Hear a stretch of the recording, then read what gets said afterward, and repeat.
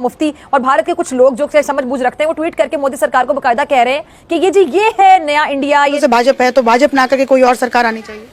कोई और तो नहीं आनी चाहिए, क्योंकि ये सरकार ऐसी कुछ है नहीं। जो सरकार से हमें फायदा हो रहा है, जैसे अभी मोदी जी की सरकार है तो उससे हमें इतना फायदा हो रहा है, तो अगर वो आगे भी हमारा ऐसे ही फायदा करेंगे, हमारी प्रॉब्लम्स को, हमारी मुश्किलों को समझेंगे, तो हम चाहेंगे कि वही सरकार आए। जो हमारे यहाँ हिंदुस्तान में आज तक की जो भी मैं तो यहीं पैदा हुई हूँ, मेरे पूर्वज भी यहीं के, मैंने तो जितनी आज़ादी और जितनी तहजीब इस भारत देश में, संविधान में, इस देश में इस जगह पाई है, वो मैंने कहीं नहीं पाई है। जय हिंद दोस्तों, भारत की मुस्लिम लड़कियों ने पाकिस्तान की गवर्नमेंट, वहां की मीडिया और वहां के लोगों को मुंह तोड़ जवाब दिया है, जो हमेशा ये कहते रहते हैं कि भारत में मुसलमान खतरे में हैं।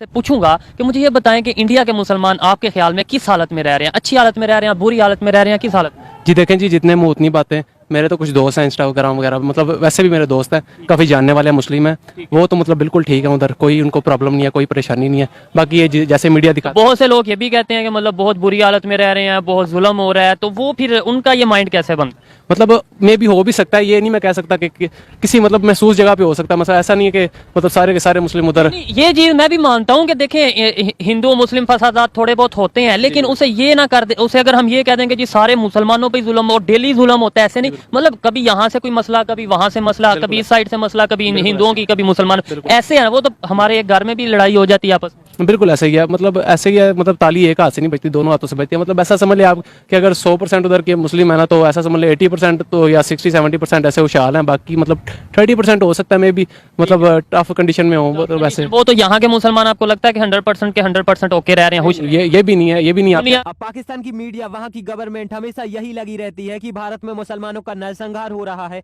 मुसलमान वहाँ पर खतरे में हैं, उनके साथ अत्याचार हो रहे हैं, उनको बोलने का अधिकार नहीं है, कश्मीर में लोगों को मारा जा रहा है। ये सारी बातें पाकिस्तान की गवर्नमेंट और वहाँ की मीडिया हमेशा से ही चिल्लाती आ रही है, और इसका कारण यही है कि मुसलमानों और कश्मीर की बातें करके इमरान खान और शहबाज शरीफ जैसे नेता अपनी पार्टी चमका लेते हैं और वहाँ की मीडिया अपनी टीआरपी बढ़ा लेती है।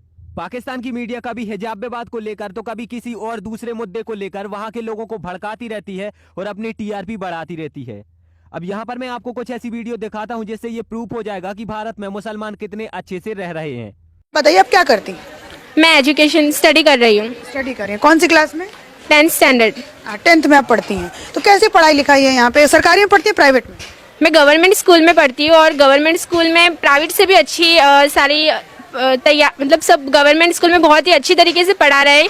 अभी फिलहाल गवर्नमेंट स्कूल में डिजिटल बोर्ड भी अवेलेबल हो गए, जो हमें पढ़ने में बहुत ही हेल्प कर रहे हैं, और सारी बेंचेस भी बहुत ही अच्छे से कवर अप हो गई है, और क्लासेस में भी बहुत ही अच्छी सफाई और स्वच्छता रखी जा रही है। सब टॉयलेट्स और गर्ल्स के हिसाब से अलग वॉशरूम और अलग व्यवस्था भी की है टॉयलेट्स में। और डिजिटल बोर्ड से हमें बहुत फ़ायदे हो रहे हैं, क्योंकि हमें जो एसएस में जो इतिहास के चैप्टर है वो सब हमें लाइव डिजिटल बोर्ड पे दिखाए जाते हैं, और मैथ में जो क्यूब्स, एंगल सब होते हैं वो भी हमें सब लाइव करके बताते हैं बोर्ड पे, डिजिटल बोर्ड पे। अच्छा, आप कहना चाहती हैं कि जो यहाँ के जो गवर्नमेंट स्कूल हैं वहाँ पे डिजिटल बोर्ड है, तो विजुअली दिखा करके, तो इससे पढ़ने में आपको आसानी होती है। और विज्ञान में जो सब आकृति होती है, आरसा की, अंतर्गोल आरसा, बहिर्गोल आरसा, या फिर जो एंगल्स होते हैं, तो वो हमें लाइव एनिमेशन के द्वारा बताए जाते हैं कि इस तरीके से बॉडी पार्ट्स में जो हमारे सब होते हैं, तो वो एनिमेशन थ्रू बताए जाते हैं कि इस तरीके से बॉडी में जाता है, इस तरीके से कार्य कर। उनको बजाय पढ़ने के उनको जो है भटकाया जा रहा है, सब मुस्लिम्स को भटकाया जा रहा है, ये सोचकर कि हमारे हिजाब पर हाथ डाल रहे हैं। हमारे यहाँ हिंदुस्तान में आज तक की जो भी मैं तो यहीं पैदा हुई हूँ, मेरे पूर्वज भी यहीं के, मैंने तो जितनी आज़ादी और जितनी तहजीब इस भारत देश में, संविधान में, इस देश में इस जगह पाई है, वो मैंने कहीं नहीं पाई है। तो क्या आपको लगता है कि जो तौरीक रज़ा है वो निहारते नहीं है? अगर निहारने वाली बात है तो उन्होंने, बीजेपी आरएसएस वालों ने कब कहाँ पर ये बोला है कि आप पर्दा न करें? कहाँ पर, किस जगह लिखा हुआ है कि पर्दा नहीं करें, आप पर्दा करके शामिल ना हो, कॉलेज में ना जाएं, फंक्शंस में जाएं, प्रोग्रामों में नहीं जाएं? कहाँ मना किया हुआ है? इतने प्रोग्राम अभी अटेंड हो रहे हैं, कहाँ पर बुरखे वाली औरतें नहीं हैं? कहाँ बीजेपी ने उनको हटा दिया कि आप बुरखा उतार के आए? कहीं नहीं हटाया है। कहाँ आरएसएस ने हटाया है उनको? कहीं भी नहीं हटाया है। कुछ ना कुछ किसी ना किसी बहाने से जो मुस्लिम्स के हमदर्द बनते हैं, एक्चुअली में वो हमदर्द नहीं है। जब किसी घर में आग लगती है, लोग उसमें तेल डालते हैं ताकि आग भड़क जाए।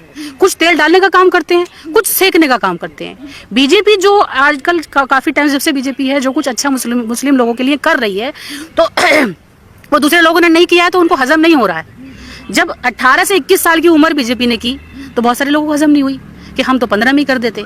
अरे भाई वुमेन सेफ्टी को लेकर के कितना कुछ इम्प्रूवमेंट और कितना कुछ काम हुआ है?